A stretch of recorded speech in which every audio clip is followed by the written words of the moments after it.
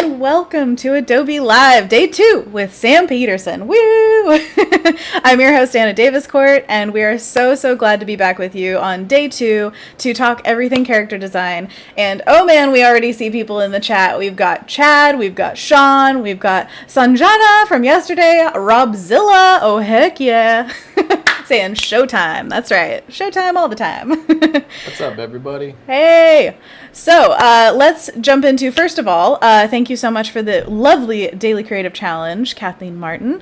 Let's talk about the schedule that we have going today. So we've already got the Adobe Spark with Julia, amazing. And then we had the Photoshop DCC, which we are going to be reviewing what you make for that challenge later in this stream. So get to work, guys. And then, of course, we have character design with Sam Peterson. We've got the Illustrator Daily Creative Challenge, then mobile app design, then the XD Daily Creative Challenge, and to end the day, doodle therapy. Whoop whoop. So let's get into what we are doing with Sam today. Also, what we did yesterday. Can we cover a little bit of what we went through to get to this point?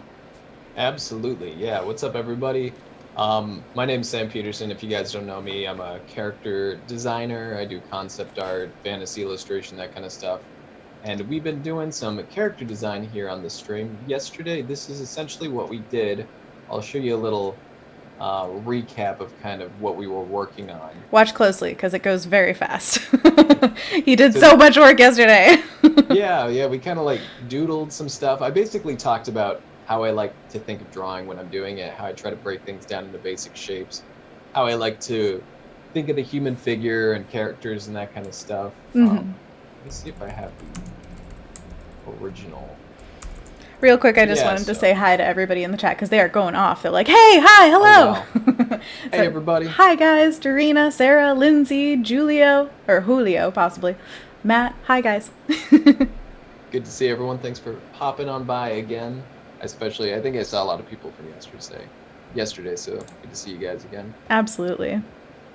And this is basically what I was trying to talk about yesterday, was just when I'm doing these figures, trying to think about these simplified stages of the human body, putting it together with gesture drawing and all that kind of stuff.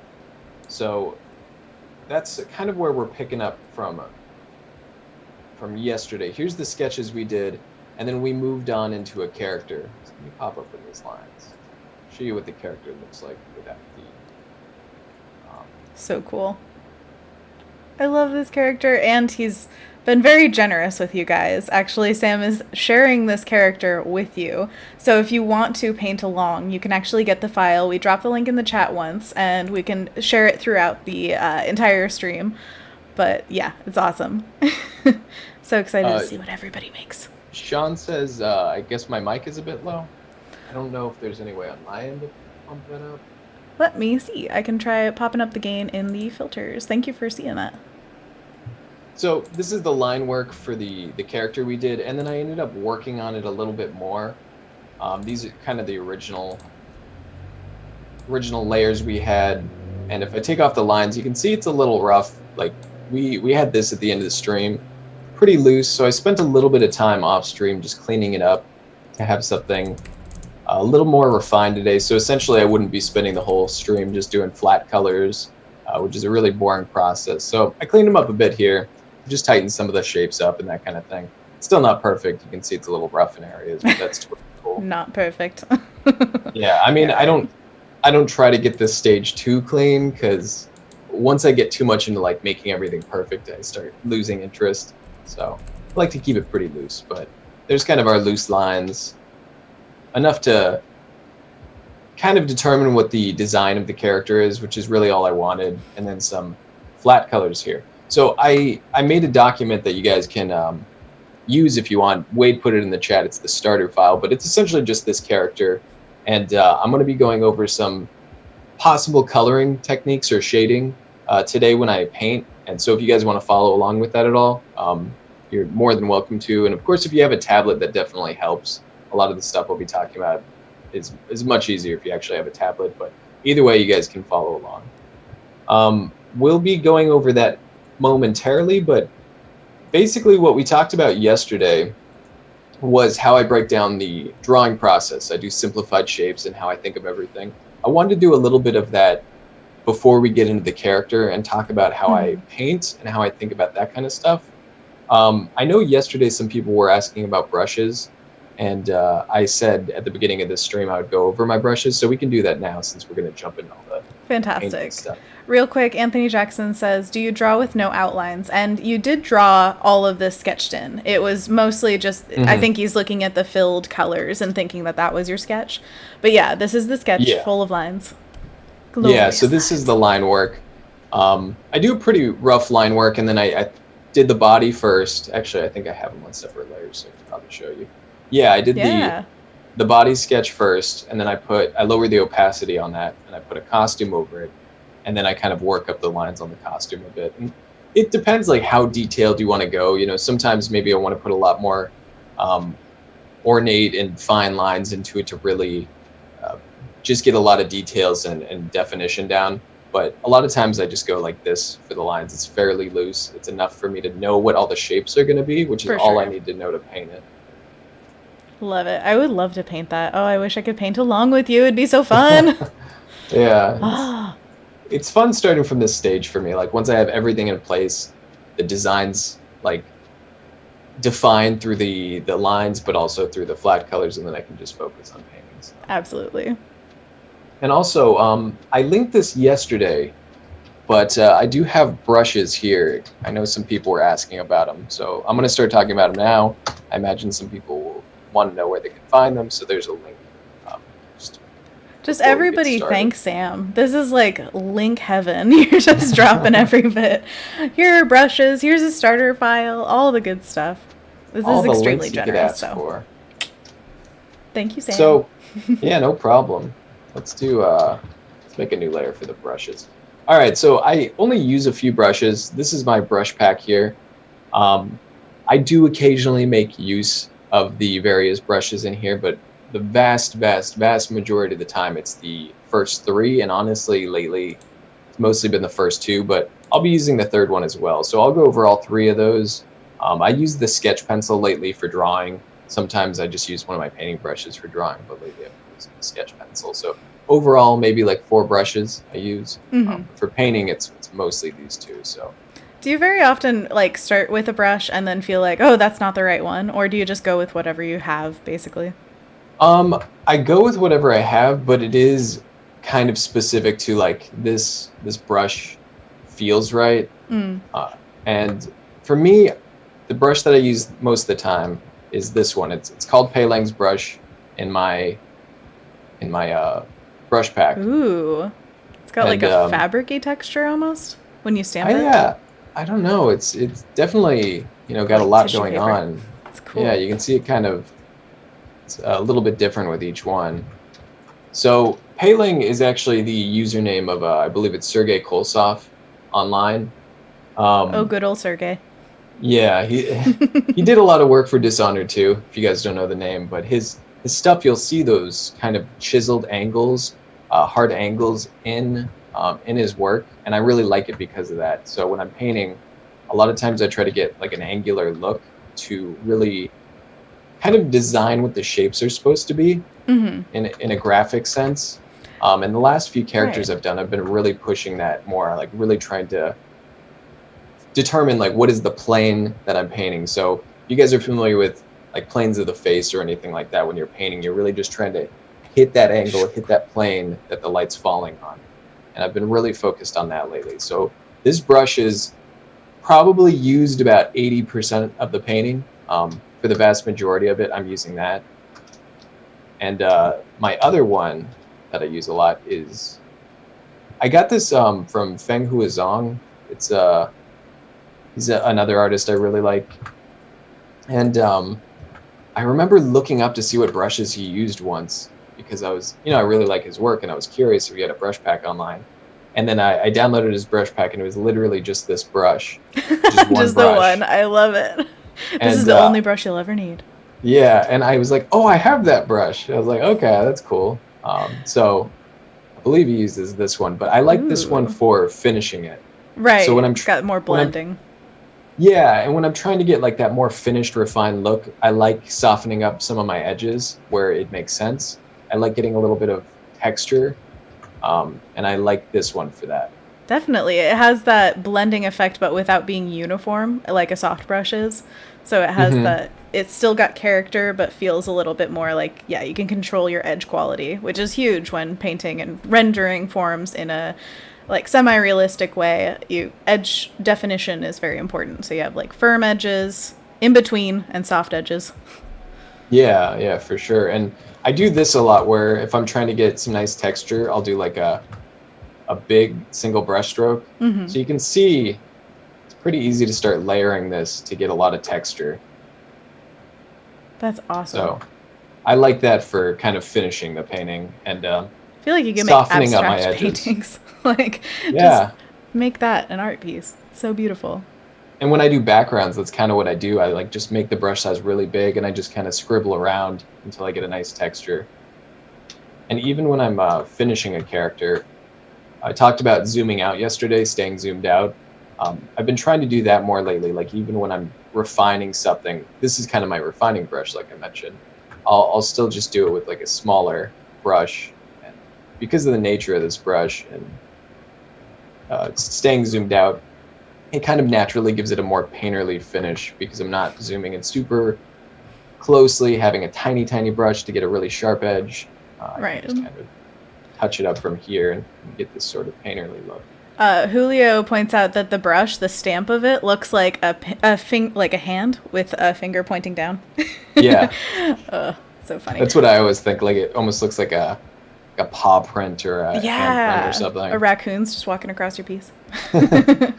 And also, Wade posits that your character maybe skips leg day. That he's got a All of little bit them. small, yeah, just little chicken legs. Oh, so cute. I gotta design my characters after me, Wade. This is the It's ideal always a form. self-portrait. You may not like it, but this is what peak performance looks like. Exactly. Oh, I love And it. then this is my last brush right here. Is it's just a standard round brush. There's no opacity jitter. It's just Oh. the pen pressure is set to brush size. So it's pretty much like an inking brush. I used to use this for inking, but I use this for painting a lot now too. What kind of stuff do you paint with it? Just like really hard highlights, or is it pretty Um, often? when I paint, I mean, I kind of do this with the chisely brush too. But when I paint, I like to think of things in terms of three values, four values, basically simplifying the values into hard edges. I think if you think graphically when you're painting and you don't try to blend everything perfectly, you can really determine where those edges are, where those basically like where those values should be, and you do it definitively. Because if I'm painting the sphere, let's jump into that. Yeah. Good old If I'm sphery. Yeah, the classic benchmark here. If I'm doing this, I'm kind of determining, all right, that's my highlight, and I'm making a firm decision. I feel like in the past when I've blended a lot, I get a little bit too caught up in like, let's move it a little bit this way, pull it a little bit Absolutely. that way, and you just do it for ages. But what I try to do lately is just make a decision. So let's do kind of like an orangish ball or something.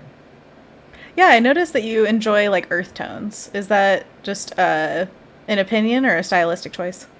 I think it's just like an unconscious thing I do. Just like Um, it.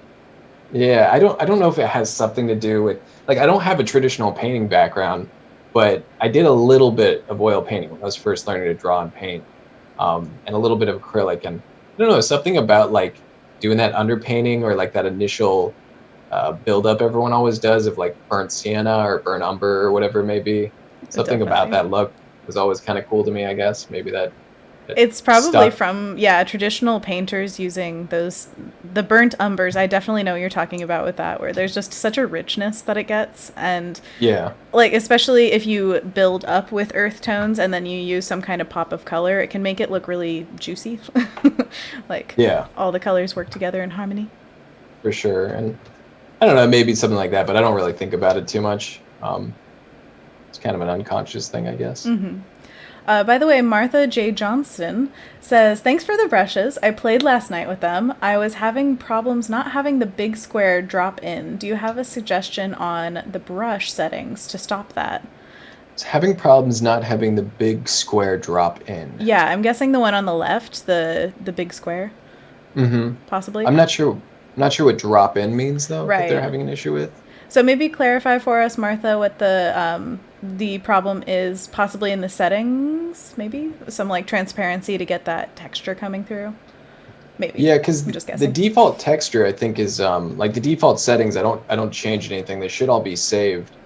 But yeah, it's just kind of this chisely shape when I go in, and there's a little bit of I think a little Oh bit of yeah.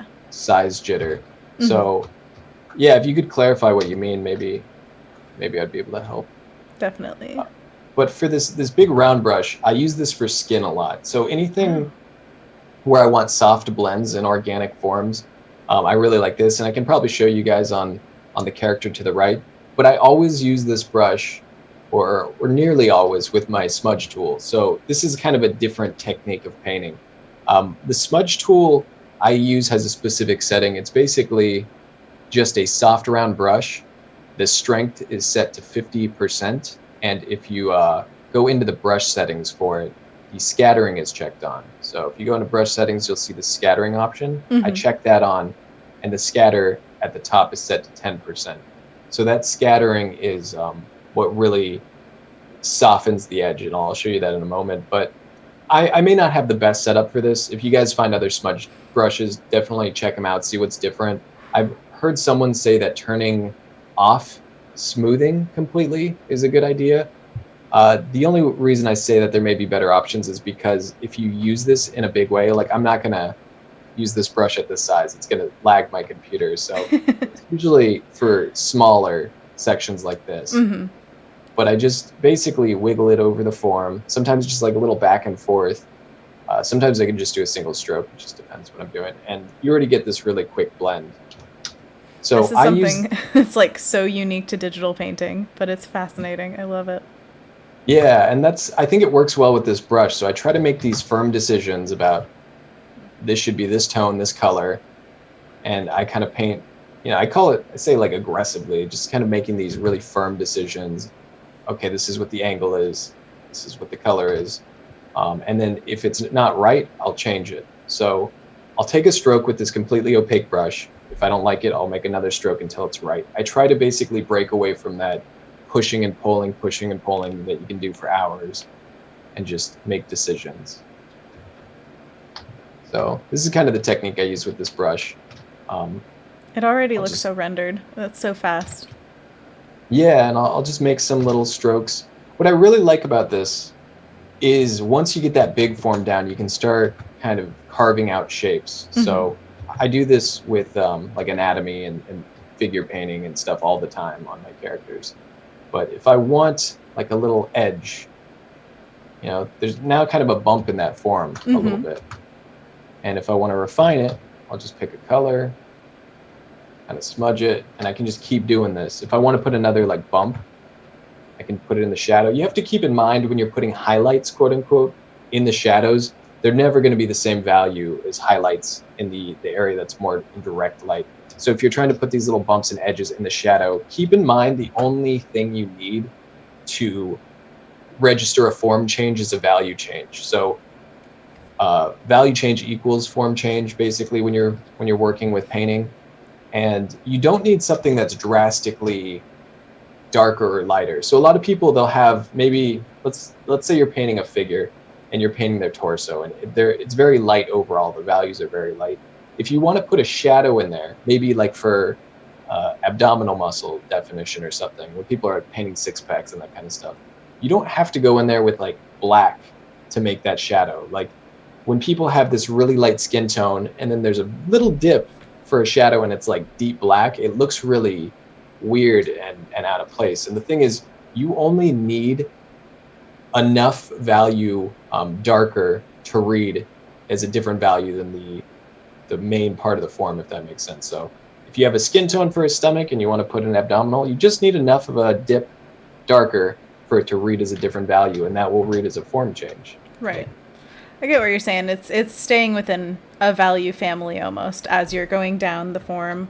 It's like if you're Yeah, getting to the darker side of the sphere, you want to stay in those darker tones instead of going, exactly. yeah, full contrast. Yeah, and so you can kind of see that's what I'm trying to do here. Trying to make this little bump. I'm very uncomfortable with skin-like bumps on this ball. It's just like rippling. But I Yeah. mean, it looks exactly how you're intending it. It looks like little bumps.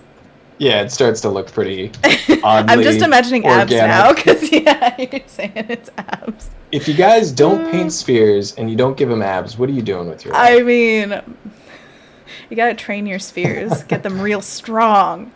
Swole Yeah, spheres. intimidating spheres. And thank you, Wade, for sharing Sam's brushes again in the chat. We're so happy to have things to share today. If you guys don't know, we also have the character file that Sam is working on available for you guys to also paint along with his brushes, because he's super generous like that. So if you want to join along, you have full capability. So that's kind of the demo for how I use this brush. It is one of my favorite things to use for anatomy and that kind of stuff, just because you can get these realistic forms and edges really quickly. If I look at anything on here and I think it looks too hard or too soft, I can easily, I can either make it harder with this brush because it's a completely hard edge, or if I think that looks too unrealistically hard, I'll just soften it up as much or as little with my brush as I want. If I just want a little softening, I'll make my brush very small, my smudge tool brush very small. Because it So, keeps its kind of, it goes, the firmness of the edge goes with the size of the blending brush, basically. Like, yeah, that smallness creates a denser texture of mixture. exactly. And the fun thing too is I can get really hard edge textures. I can do little marks real quick like this. I can kind of jump around and then just go over them with my smudge tool, soften them up a little bit or a lot, depending on what I want to do, and kind of control exactly how much texture I leave in there. Or if I want to get rid of it completely, I can just pretty much smudge it out. By the way, Marcia Grassett says, the file, the brushes, and the technique. So many presents. Thank you. Yeah, I'm no imagining that's problem. exactly how you said it. Also, Super enthusiastic. Colby, oh gosh, I'm going to mispronounce your last name, but I know you, Colby. Colby Kleites? Kleitz, possibly? These brushes are dope. Thank you.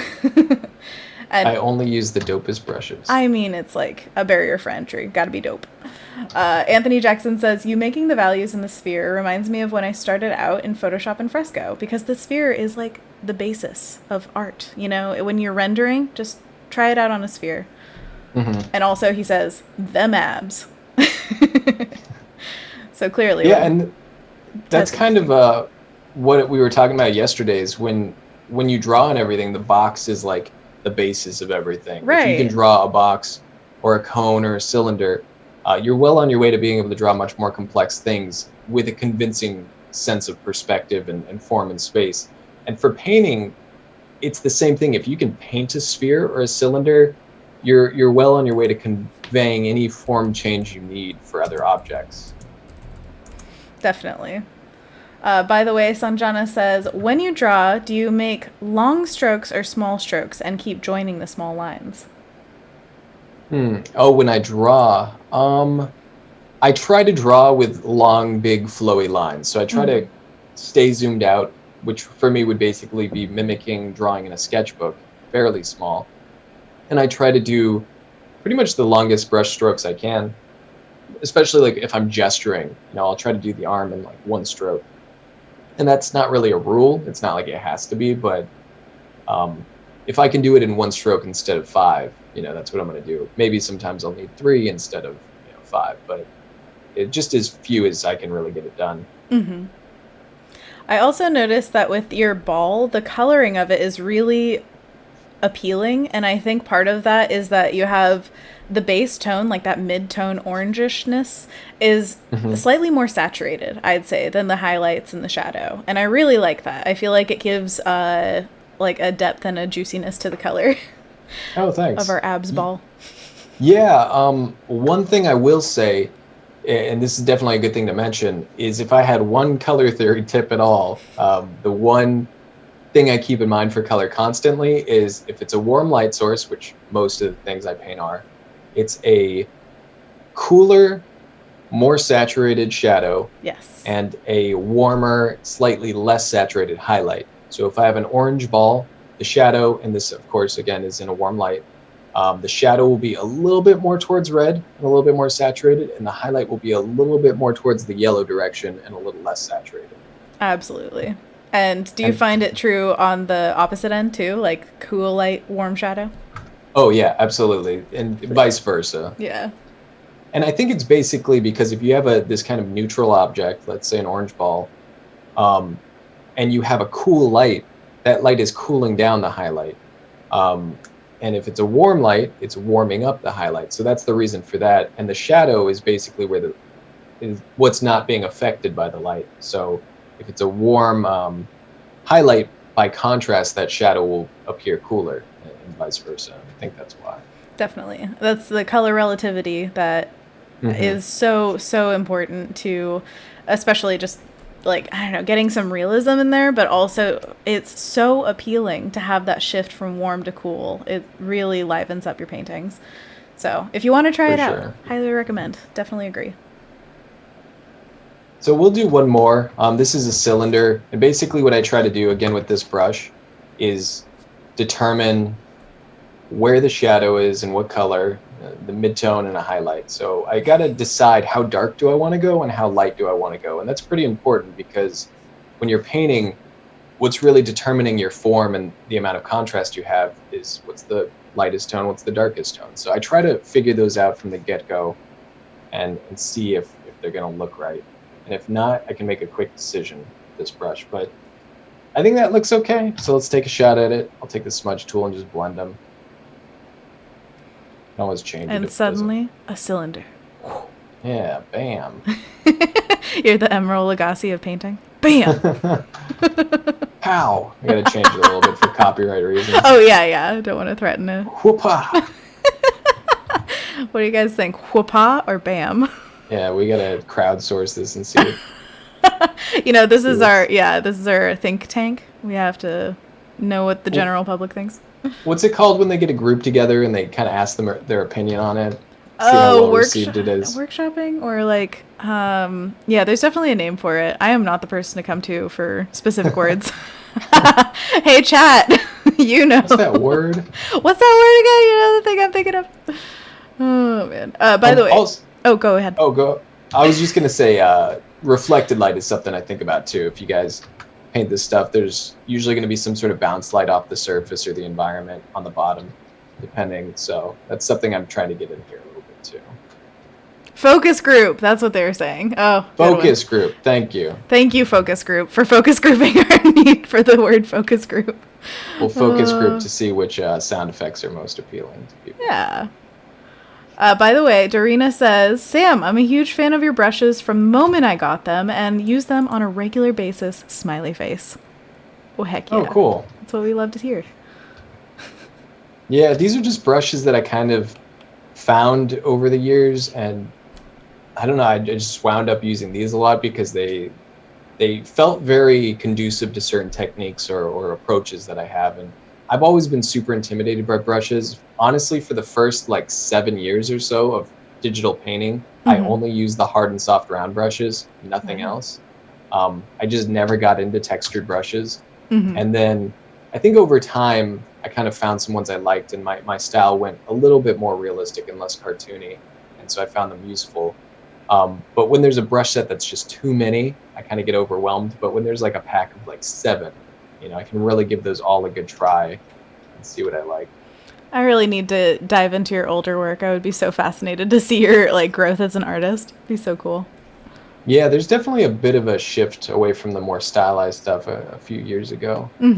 Did you make a conscious decision? You looked at artists that you love and decided this is the way I want to go? Yeah, actually, well, to some degree, one of it was me kind of thinking about my portfolio as a concept artist in terms of hireability and what studios would be applicable with this style and that kind of stuff. So that affected it a bit, but I think I kind of always like the more realistic, and I'm not, my stuff's not super realistic, but there's kind of this mix that I'm trying to hit.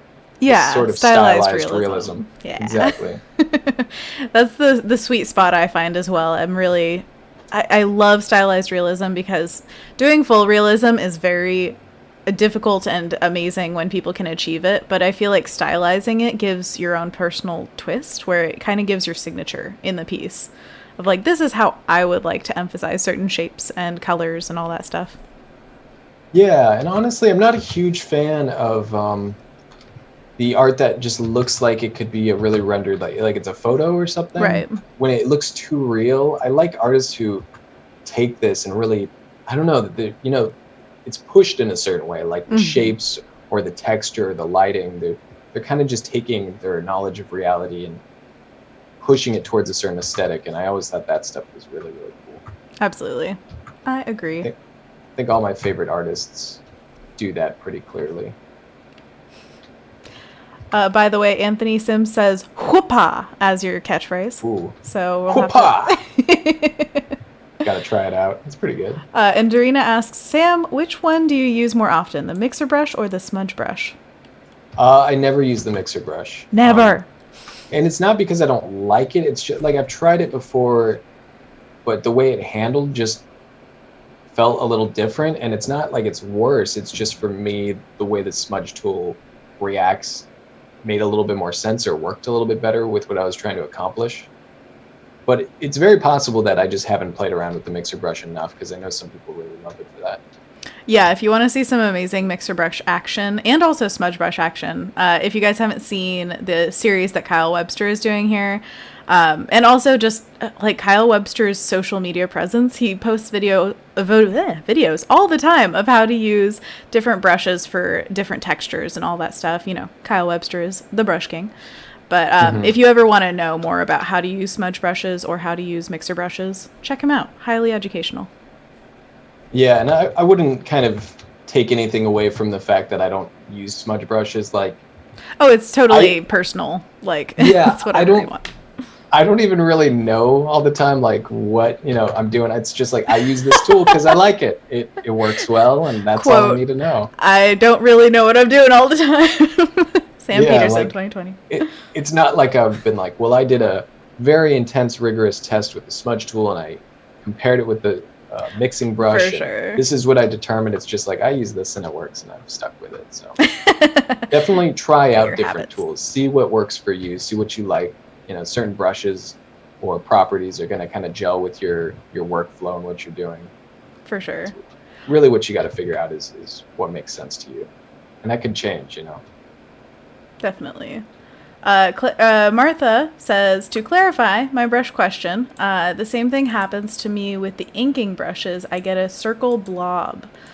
So maybe that's a pressure sensitivity thing. That sounds like you're having an issue of importing the brush and then immediately having the hardest, biggest setting on. That's what I'm imagining is happening on your end. And with that, it might be a setting with whatever you're using to draw, the Cintiq or tablet, whatever you use to put pen to whatever. Maybe check the settings and update your drivers, possibly, because that's very important when bringing in new brushes. How they work is very dependent on all the programming, all the software getting along. Interesting. Yeah, that's not like an issue I'm actually really too familiar with.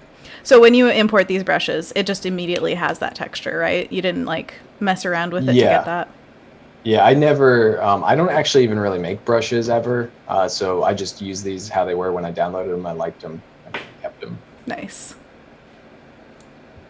So I'm going to probably jump into doing the character momentarily, but... Ooh, you're doing color study? I was kind of just doing this amorphous shape that I think sometimes if you're doing spheres or cylinders or whatever, if you try kind of drawing out just this, maybe some organic shape or amorphous shape or whatever it is, you can kind of just practice form. So this isn't a bad exercise to just see if you can make something read as a three-dimensional object. And for me, a lot of the times I like using this kind of hard brush for it. Oh no, I changed my smudge tools. Oh no! There we go. Tragedy struck. That was close. So I'm kind of picking a light source, and that's the key thing. I know when a lot of people paint, common issue I see is not determining an actual light source. So for me, I'm thinking top left. That's kind of where I'm going here. That's so funny. I always default to top right. You just get your comfort Interesting. spot. Yeah, yeah. By the way, the chat is making fun of us for having, well, not really. Maybe they're celebrating the fact that we have the same glasses, basically. And they say they're the artist glasses, clearly. Oh, nice. I didn't even notice that. You know, it's just we have style, guys. Yeah. It's called fashion, okay? Look it up. We both just happen to be very good at it. Well, I also noticed, do we both have blue block on our glasses? That if you look at the screen, it blocks the blue light? Man, we're on the same page here. I mean, take care of your eyes, people. They're like, we need style, we need eye protection. What do you got for me? Yes, exactly.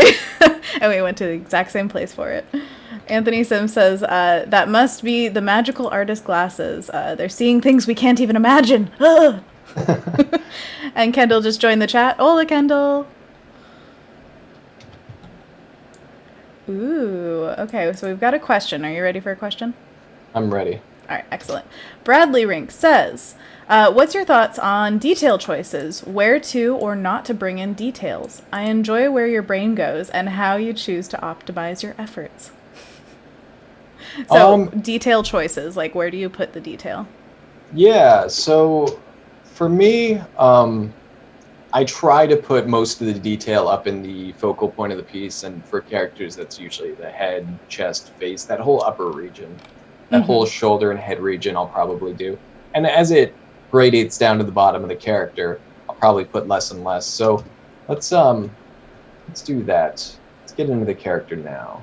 Oh, it's character time, everybody. Buckle up. I don't want to spend too long on the shapes, but they were a great exercise to show exactly your thought process going through the painting. So I feel like that was a great explanation of what's going to happen now on the example, basically. Yeah, and that's kind of it's a good warm up, good way to think about getting some volume and lighting in there and everything.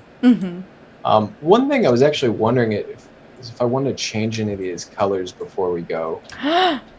The big switch them around question. Oh, I see you did a little bit of work on him. He's got little highlights and accents.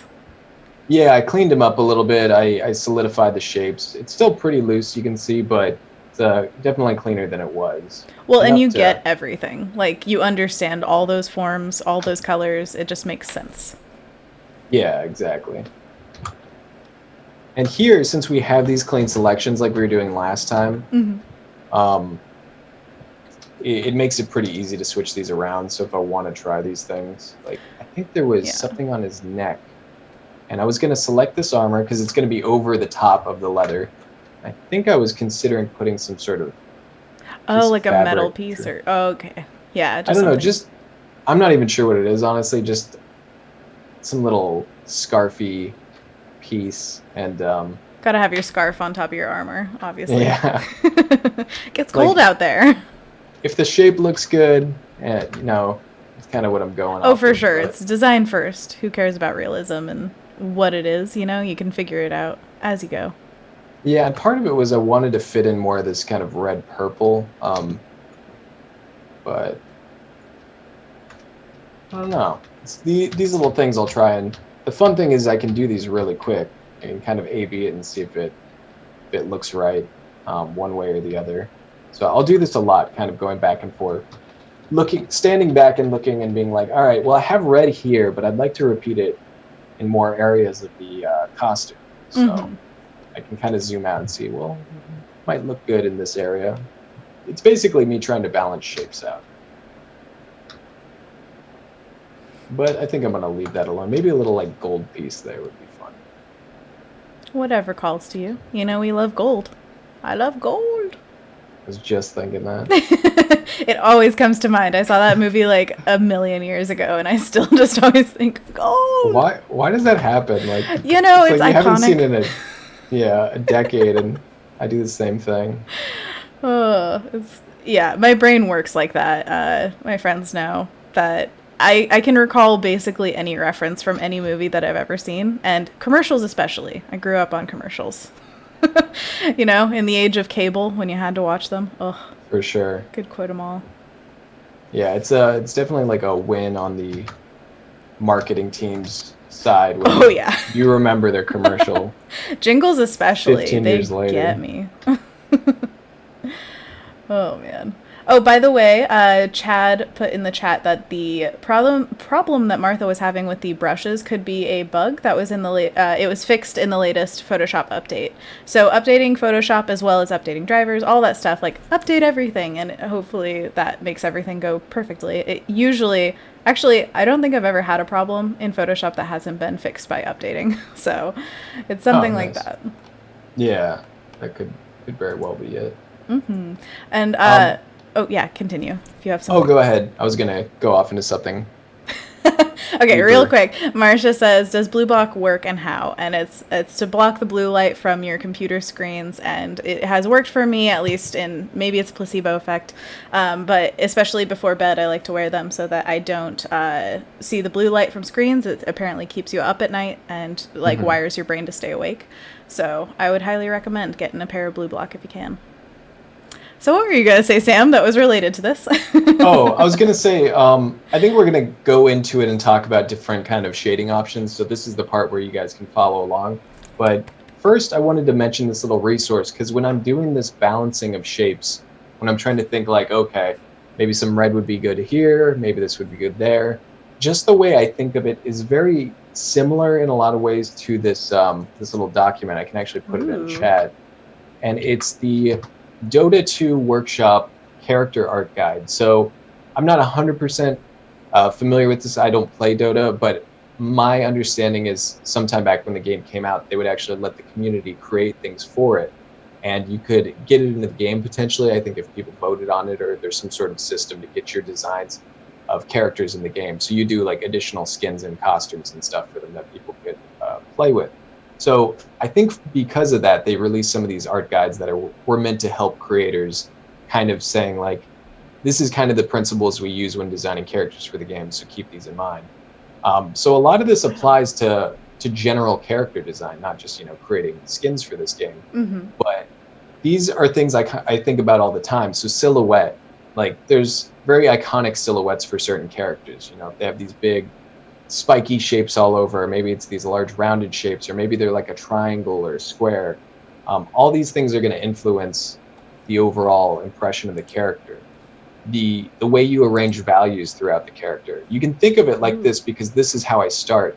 These characters in the game are very small on screen, so they're trying to simplify things as much as possible. Big shapes, simple color palettes. They're not going to try to fit in 8 different colors on a character. They're going to stick to like 3, 4, or 5. Um, all these things I think are really good to think about because even when I'm doing detailed characters, I'm thinking about them simply at first. I'm thinking about the big shapes, the big color palette, and all that stuff. So it's the same thing. It's just I can work in a little bit more details past those points. But this is everything I'm thinking about in the beginning. Specifically, what I wanted to talk about was how they show color. So color and saturation, less is more. You can kind of see each one of these characters with the pie graph. It'll have their primary color, their secondary color, and their tertiary color. Usually there's like a little bit of an accent color maybe thrown on top of that, but you can kind of see like this guy's primarily yellow. He's got these kind of brown tones on him. There's a little pop of purple. This guy's mostly purple. He's definitely got some warmer sort of leather earth tones on him. And then there's like a little accent color of red on his staff, on his hair, on his bag.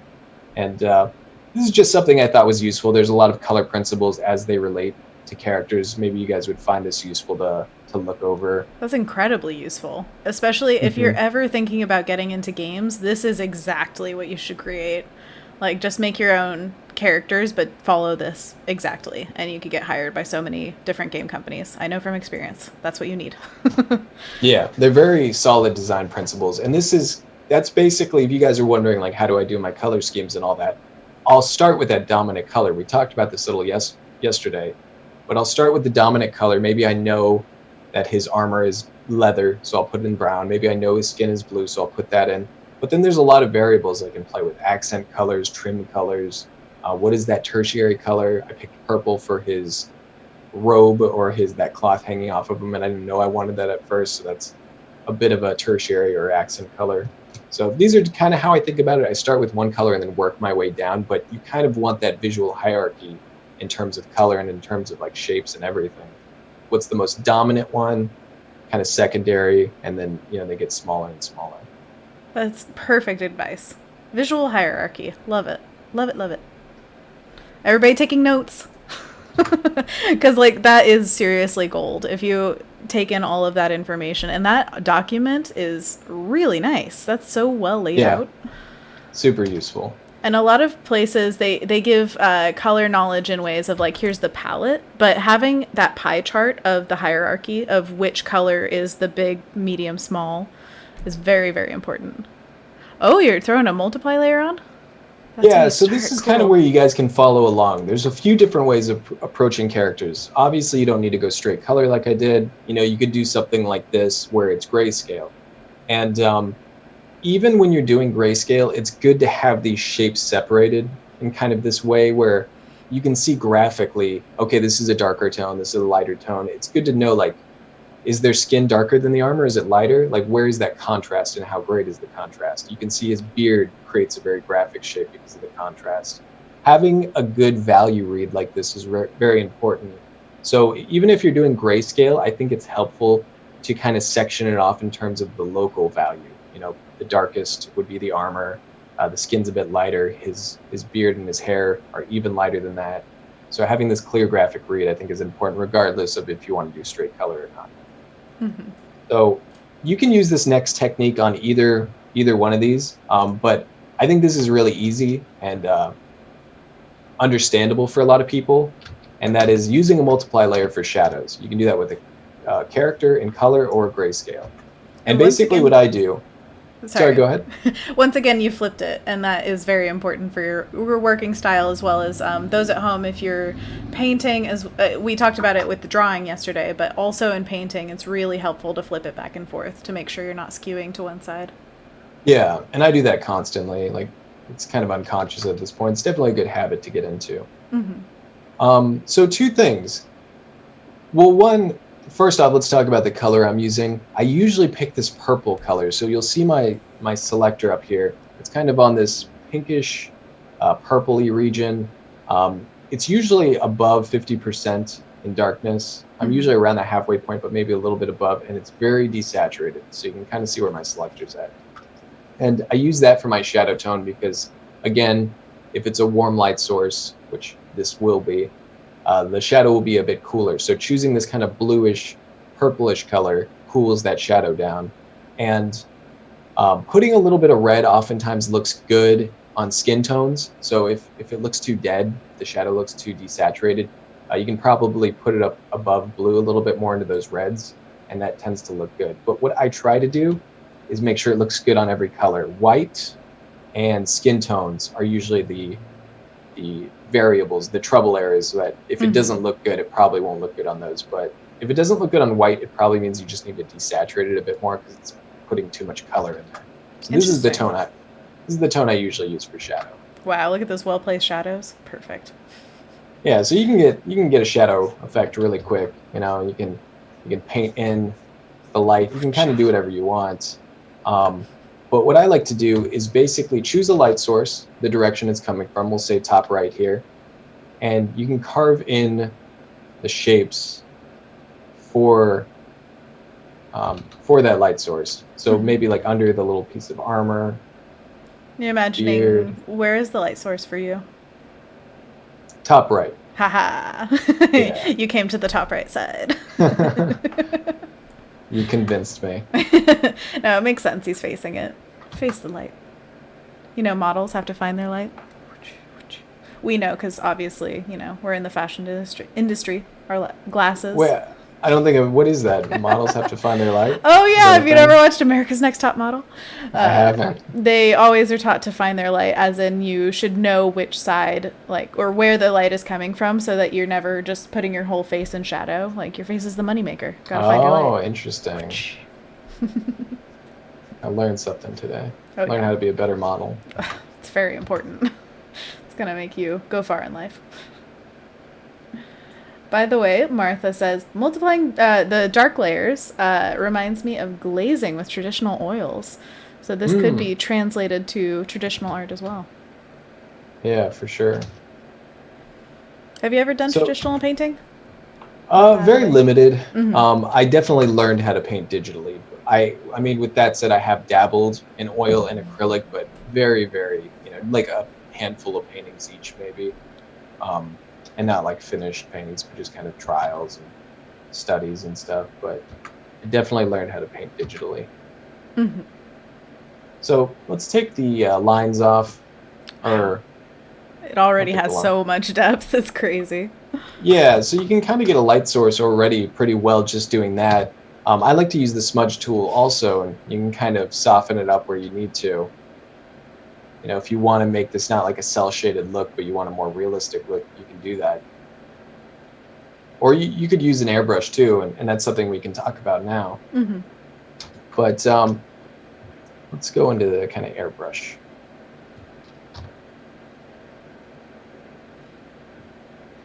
So what you can do is use those initial selections. Let's actually lock that layer. I try to lock every layer I'm not That's smart. actively using. You have patience for that. I never go through and actually take care of my layers. They're just, Oh, it's wild. it's Oh, made my life easier since doing it. whatever works for you. Everybody's got their process. Wade says he's seen your original paintings. Guess what? They were dope. Because, dope is the bar for entry, obviously. That's what I strive for, is dope. That's what you do when you look at a painting and you're like, but is it dope? Not sure yet. Got to make my paintings more dope. That's the whole goal.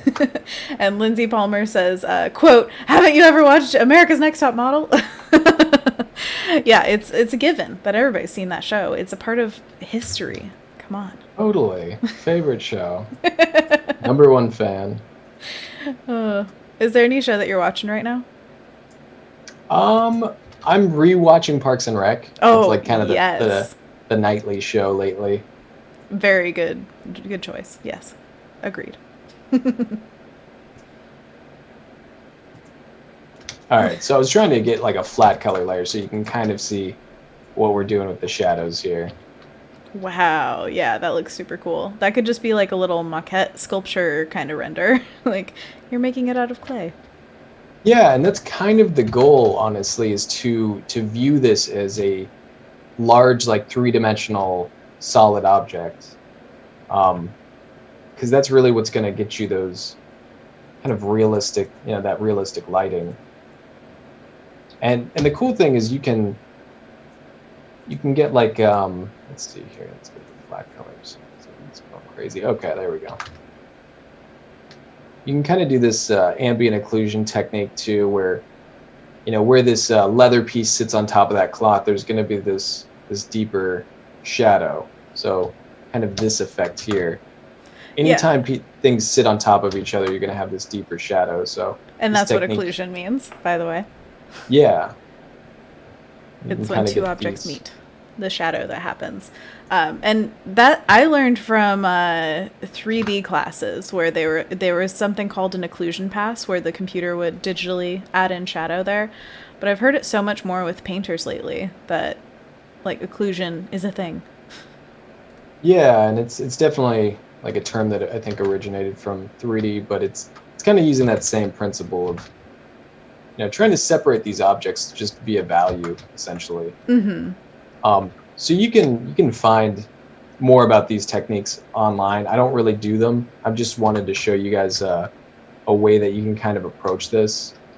Thinking of each object and how the light would affect it. So let's do one more, for example. So his arm, we'll grab that, and he has this little piece of armor sitting on top of it, right? Mm-hmm. So we'll cast a shadow like on his arm, just separating that right there. There's a little bit more shadow in the arm, maybe like where it connects with the wrist. There'd be a little bit of occlusion shadow there, and then the bracer itself. I'm just going down to my flat colors. I'll call it that. My mask layer, but it's a flat colors layer too. Mm-hmm. I can just select Still using that. So what I do is I use the magic wand to select a section Mm-hmm. using the flat colors, and you can't see it, but I'm selecting the layer with those flat colors. And I have contiguous checked off, so it selects all those sections of the same color. And then I'll go into my painting layer. I'll press Control H to hide the selection. So the selection's still there, as you can see. And Definitely. then I'll just paint on it. And if I want to see it again, I'll press Control H again just to reveal it. But at this point, I can just kind of airbrush, wherever the shadow wouldn't be. Or sorry, wherever the light wouldn't be. So I'm just painting in the shadow, essentially. And you can get some nice dimension doing that. And you can kind of work that up on the whole character. Right. Like I can, actually I'll put that back up, but once again, I'm so like, wow, so fast. It just comes together so quickly. Wow. So this isn't actually how I paint anymore. I'm going to switch it up and go back to my normal method, but this is something that if you guys are new or you don't know how to approach it, this may very well be something that's beneficial. I'm trying to remember the YouTuber's name, actually. I saw a video where he was showing this technique probably a week or so ago that was really good. I think it was Mark Bucci. Maybe Wade would know, but he has something where a video where he does this technique, and he goes a lot more in depth if anyone's interested in looking that up. But what I like to do from this point on is I'm fairly comfortable with colors. The nice thing about that multiply layer is you can put that tone on all the colors and it works. Mm-hmm. So you don't really have to change your colors a ton or think too much about color theory or anything like that. But I'm going to go into my main technique. For the grayscale one, you can kind of do that same thing, applying that this type of method. It would just look like that instead. Whoa. But you can paint that all up in grayscale. You don't need to use colors. Same principle. For sure.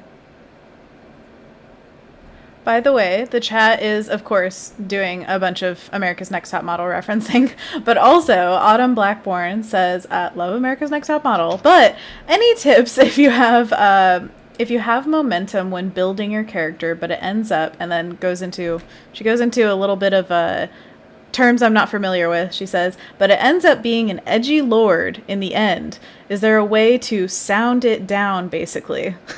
Is that the hip lingo with the kids? I have no idea.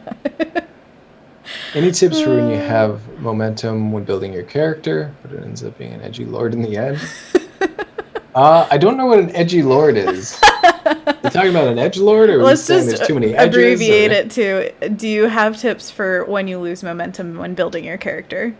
Like if there's any point at which you're like, this just isn't working, or it's not coming out how I imagined it. Yeah, I mean, reference is huge. A lot of times I'll get to a point where I'm a little stuck, and I try to have some clear vision of what I'm trying to achieve.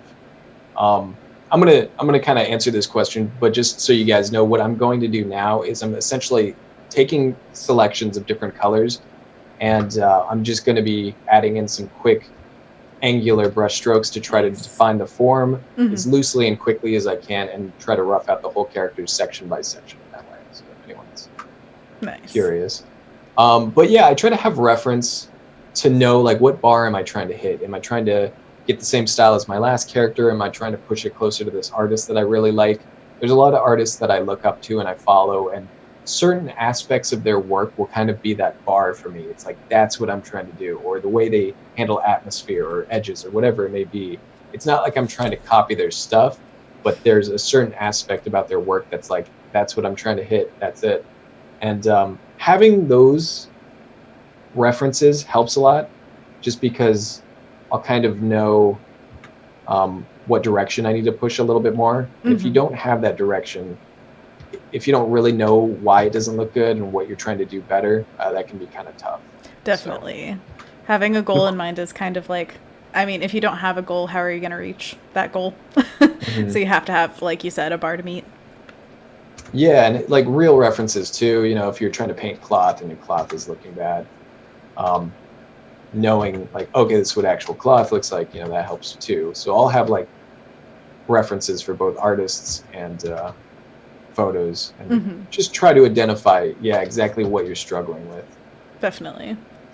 By the way, we have about a half hour left until we do our review of the daily creative challenges that you guys have made. So if you want to get those in, go to the Discord. The Photoshop tab is where you're going to go to submit, but then also the current challenge tab. That's what it is. Mm, And then we will be looking over your challenge submissions. We're so excited to sweet. see what you made.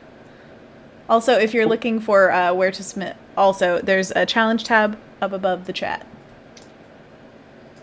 So what I like to do at this point is I pop up an alternate window, and I usually put this on my other monitor, or if you have one monitor, Ooh. you can put it in the top.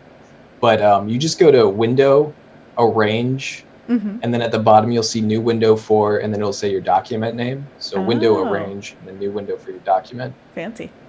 So I'll pop this up, and the cool thing is I can do that little trick we talked about yesterday Yeah. with the grayscale. So I can check my values. I could have it flipped if I want. I can do whatever I want, but it just helps to have like a little thumbnail off to my side. And even, I don't know, even sometimes I'm the same level of zoom, but it just kind of helps to almost like see it slightly different. Definitely. Do you ever use a navigator to see it far away? I don't, just because I feel like this is fairly similar, but I like that I can like turn Do it black and grayscale, white. Yeah. or I could even paint on that one if I want. You can paint on either window, and you can kind of resize it, put it wherever I want. But it's pretty nifty, I gotta say. Also, what was it? Oh, yesterday in my stream, I was trying to replicate your flipping technique. What's the hotkey that you use for that? I use Control T just Oh, because it's next. yeah, I put it on there. Yeah, just because it's next to Control Y. So Control Y is the grayscale check, Mm-hmm. and having it right next to Control T just felt comfortable to me. But it does, change your transform if you use that. But I never use the hotkey for transform just because I don't think I use it enough. That's amazing. I transform all the time. It's so fascinating to see what people are like. This is my most used tool or least used tool. I was at a table of artists one time at Icon. It was the illustration conference. Whoa. And at this table full of amazing illustrators, and they were all talking about the liquify tool in Photoshop. And some of them were like, I never used liquify. Why do they even have that? And others were like, I use liquify every day of my life. How could you live without it? So it was just this big like, oh, what do the users of Photoshop want? All the things, basically. Yeah, it's interesting how people kind of fit certain techniques or tools into their workflow all the time, but other people don't even touch it. Yes. That's why I think a lot of things that have been added to Photoshop don't go away, is because people's livelihoods depend on this program. And if you get rid of some kind of, a feature that people use every day in their work, then they're going to be a little upset. Yeah, for sure. Oh, we're getting them abs. Gotta paint them abs. Gotta. It's a very important part. What I like to do at this point is kind of what I talked about before, where I'm trying to chisel this stuff in with my that one brush, the Palings brush I talked about, and see if I can just get some nice sort of graphic shapes. See if I can get the form to read in a plainer way. And I try to rough out most of the painting this way, and then the last stage of it will be me going in with that more textured brush, cleaning it up. But just trying to make sure my values are good, my shapes are good, and doing all of this zoomed out from this level helps a lot. So it's pretty much the rest of the painting at this point. It's just staying out here and really looking at that big picture. Yeah. Rendering without getting too tangled in those details. Mm-hmm. Also, picking where the highlight rests, I feel like that's a lot of research as well on your part. It seems like you understand very much where the light will hit the skin and bounce off in comparison to, like, if you think, oh, here's a form like the pectoral meeting the torso or something, you think here's where the highlight goes, it's where the light faces exactly. But the way that you're doing it is much more like, it's, yes, the plane that's facing the light, but also in a way that's not necessarily like everybody would understand it at first look. It takes like looking at reference to understand how it absorbs the light. Yeah, if that makes any sense. And I have to get reference a lot myself, but I'll try my best to rough it out and get, like, if I can get 60% of the answer down just with these rough brush strokes, if I can work out most of the problem that way, I'll do that. And if I'm like, you know what, I'm not sure why this isn't looking quite how I want. I'll look up some reference and Definitely. kind of help inform wherever I'm getting stuck.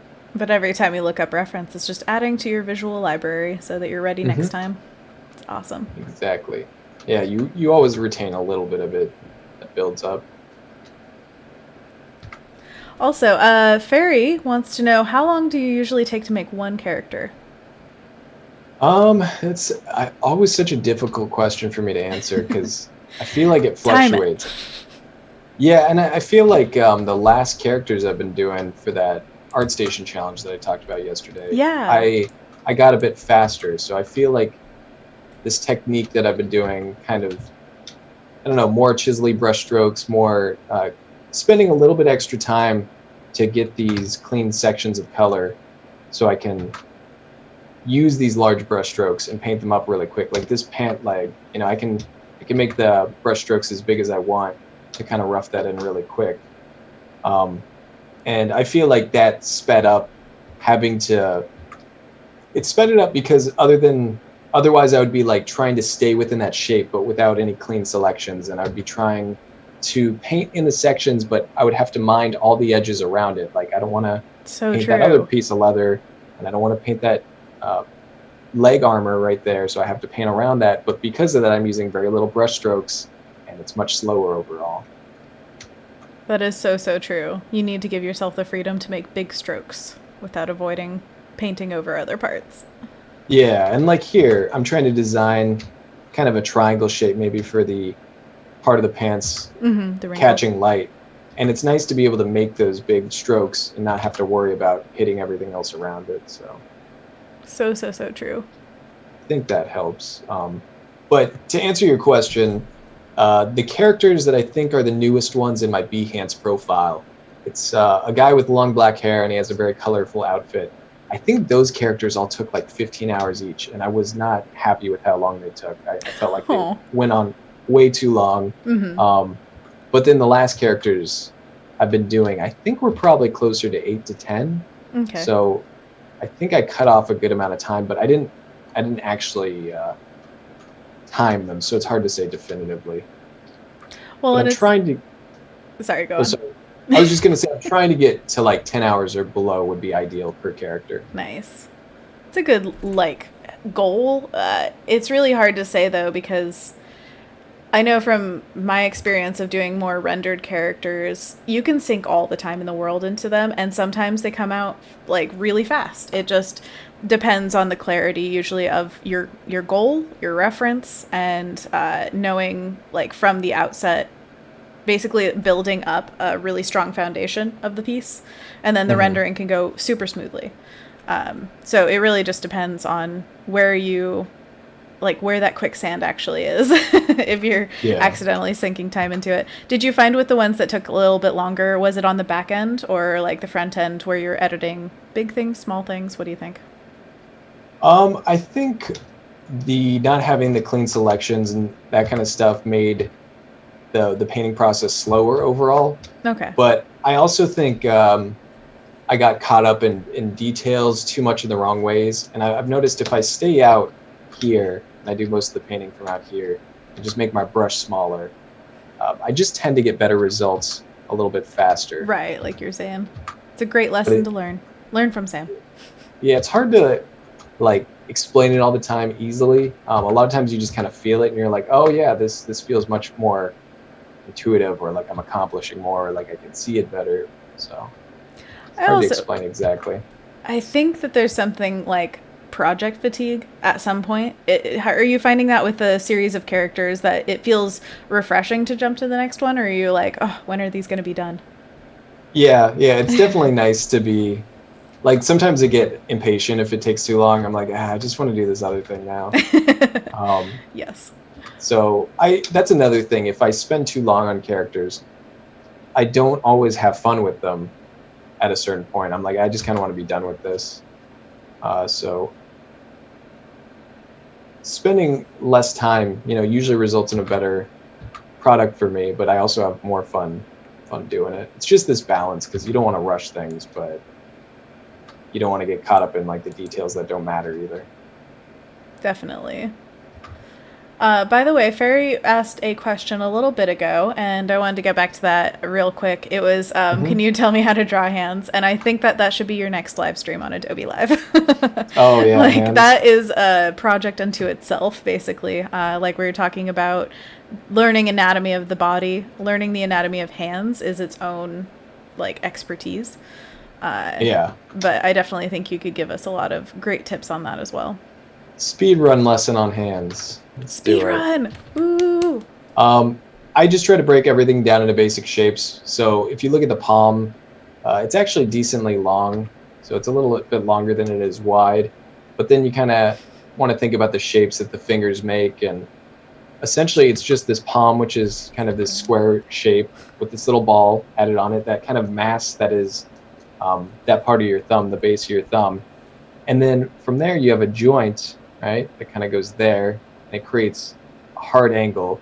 And you have two joints that break off of that to make that thumb. So just kind of judging, what is the structure of the thumb in a simple way. And the thumb, it looks like it reaches up just about to the point where the fingers connect here. So maybe I made this a bit longer, but just trying to, or I made it too long, but just trying to simplify that, I think, is the key. So when I draw hands, um, when I do the palm, when I'm turning this into a 3D shape, I kind of do this curved rectangular shape like this. Mm-hmm. Warping it. And then the fingers, attach here. Oh, it's like a I barrel, yeah. Yeah, and I usually like to do kind of this wireframe um, idea for the fingers, and I can kind of pose them and think about what I Interesting. want them to be doing. I made this way too wide, but then that mass of the thumb, I kind of think of this as a sort of 3D shape packed onto there, and how the thumb is going to come out. And of course, I'm thinking of the thumb as a cylinder, just like anything else. Mm-hmm. The wrist you can think of as a cube too. It's kind of coming off here. You would see that behind the wrist or behind the hand, but it's blocked off. So when I draw hands, I try to think of it as a simplified structure. But when I draw hands in space, when I'm doing character sketching, I kind of simplify this into a plane. Mm-hmm. So I'll draw like a 2D plane in space, like that. And then I'll just kind of attach fingers to it, maybe attach the thumb, like, okay, thumb's going out like that. And so when you see me sketch hands, you'll see a lot of this kind of scribbly type of stuff where I'm doing this. Definitely. And it just gives me a really quick, it's basically gesturing hands. Mm-hmm. But you can tell you've also learned how the fingers splay out and how they kind of interact in a way that's visually pleasing as well as realistic. Because they kind of, Yeah. like, even in your character right there, he is resting his fingers in a curled state. Like, as they go towards the pinky, they curl more. And that I found is very much like a natural pose when people are standing, is they have that slightly curled fingers to the back. Yeah, and a lot of this is just kind of experience, because if you draw that stuff a bunch of times because you do a lot of characters, it kind of becomes like a common shape that you're used to doing, For sure. common pose. But this is usually how I think of hands otherwise. As scary robots reaching out towards you. Exactly. Oh, love it. By the way, do you remember the anatomy book that you recommended yesterday? The name of it? Yeah, Michael Hampton's Figure Drawing Design and Invention. Figure drawing, design, and invention. Didn't think I was going to get a lesson in stick figures today. You bet, Lindsay. I'm all about those stick figures. Boop. Put the link in the chat. And I don't have linkability, apparently. Sorry, can Wade copy and paste that? Thank you, thank you.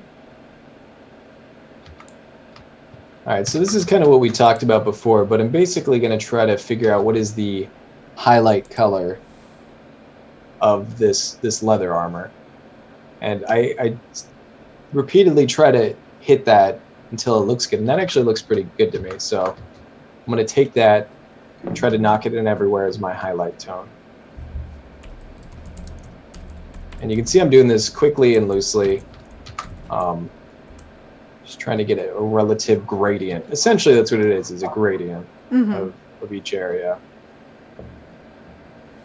And I noticed with the cloth that you made the bottom of it kind of darker as it goes up. Do you feel like that's a general rule you do with your characters? Like darker at the bottom? Yeah, like I kind of have their overall gradient fade like that, brightest at the top, darker at the bottom. I may change that. That's kind of just a roughen, but that is a pretty common thing I do, yeah. For sure. And then I'll turn on the lines whenever I need them, because the lines are just there to inform me about what I'm supposed to paint. And the flat colors already do a really good job of that because they define the edges really well. But anytime I need more information, I just turn those lines back on, paint in what I need. And then oh, yeah. He already looks so good. Oh my gosh. I'm still just flabbergasted by how fast you are. I was going to say, I realized we're already getting through this string pretty quick. So. Oh, yeah, definitely. About 15 minutes until we... oh, he's kicking it into overdrive. Whoa, watch out. Sam on a missile. Real. So we have about 15 minutes left before we do the Daily Creative Challenge reviews. We're just going to be flipping through the work that you guys have all done and submitted to the challenge tab of the Photoshop Discord. And we're going to see what you made. And maybe give you a little constructive criticism, maybe a little, complimenty compliments. Depending on, what it is, obviously. Which I believe we went over the text tool today, how to use certain aspects of it in Photoshop. So super excited to see what you did. Oh, and Sanjana says that there's also a PDF available of that book. Amazing. Oh, nice. And Wade has put a link in the chat for registering for the challenge. So yay! Thank you.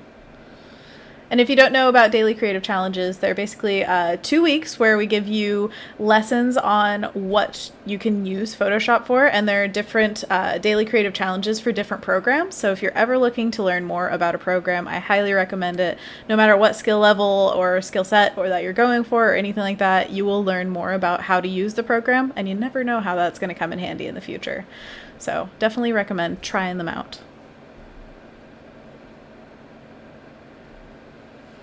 So what I like about this method of just staying zoomed out is I already feel like the leather shoulder pads look kind of like leather to me. But it's the most messy series of brushstrokes. Like if you actually zoom in, like there's not much going on there. Yeah. But when I zoom out, it's got enough of those. Like a lot of times what I've noticed about leather is the scratches and stuff on it seem to be like a brighter orange. So it's kind of why I put some of those scratchy, brighter orange pieces or brushstrokes.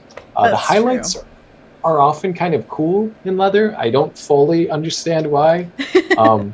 But a lot of times like this warm kind of leather will have like bluish highlights. And I just love painting leather. But trying to get these general ideas blocked in with as few brushstrokes as possible is always my goal. Because if I can get to the 70 or 80% mark in terms of finish, in a very, very short period of time, that's what I want to do, because that cuts out all this time about, pushing and pulling things, trying to get it to look like leather. If I can just do it in a couple brush strokes and get most of the way there, that's the whole goal. Absolutely. Getting that time down, getting the stuff pushed out. I know that working for companies, if you're doing this, they expect a high output, which those the beautiful, highly rendered paintings are amazing and gorgeous, and that's what they put in their art books a lot of times. But a lot of the pipeline is made up of very quick, not rendered or clean brushwork. It's very much just get the point across, get it to the next stage, whatever they need in the pipeline. A lot of times 3D rendering. So if you're thinking of a career in any kind of where this could be applied in that way, because we were talking yesterday about how your skill set can be applied to so many different career types, illustration to concept art, things like that. And usually I kind of delineate between illustration and concept art by how the art is used, and the art usually is used in concept art as part of a pipeline. It's not the finished product. And then in illustration, it is the finished product. It's the final thing that you put on your wall or whatever, in a book, things like that. So if you're considering careers in anything like that, then there's a little information.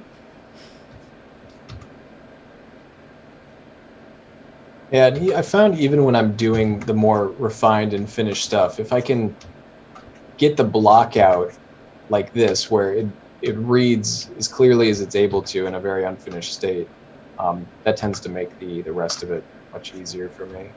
Definitely. I'm just so, like, into his skin tone. I just love that.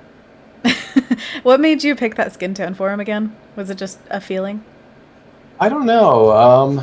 Yeah, I think I just had the idea of this kind of blue-green, and originally I think it was going to be this armor that he was wearing, but then somehow I didn't really see it in the armor. I was like, well, this is going to be leather, and this is going to be that, so let's just make a skin. Love it. And again, if this was for a project, I'd have reasons for this kind of stuff, but since it's just kind of fun, I'll just do impromptu things like that. Yeah. And you just changed the folds of the fabric. Was there some thing behind that you thought about? I didn't like the look of it, but we were doing on my Behance streams that I'm doing on my own personal profile. Follow Sam, by the way. We went over fabric yesterday, so we were talking about folds in fabric, and then I was kind of thinking like, it'd be kind of cool if there's this diaper fold shape that we talked about instead of that pipe fold shape that I kind of drew, but it's pretty lines. Quick. Yeah, that where it's kind of like a curtain. It's pretty easy to change because of how quick I'm doing it. So I was like, I'll see how it looks. I'll do it. Yeah, it's fine. Give it a shot. So if you want more information about folds and how to do them amazingly like Sam does, then definitely go check out his page on Behance, because on the video tab you can see all of his past streams. And then if you follow him, you'll get notifications every single time he goes live, which is real nifty. Yeah, I've been streaming like 3 days a week, so if anyone wants to check it out, say hi. Definitely feel free to join us. Definitely. And you've been doing so much character work on there, so if they're into this, then they're definitely into that. Oh, yeah. And that whole kind of series of streams I'm doing at the moment is very character-oriented. And do your cats ever make appearances? Yeah, they stop by from time to time. Oh, They get needy, so you guys get the cat bonus occasionally. Cat bonus! No extra cost. What? It's free? That's amazing. Guys, for a limited time. Value for your dollar. No, my favorite streams are when a pet makes an appearance. Unfortunately, I don't have any pets, so I don't have that that luxury of like, here's the cuteness, watch the stream. I wish. It's usually a welcome break.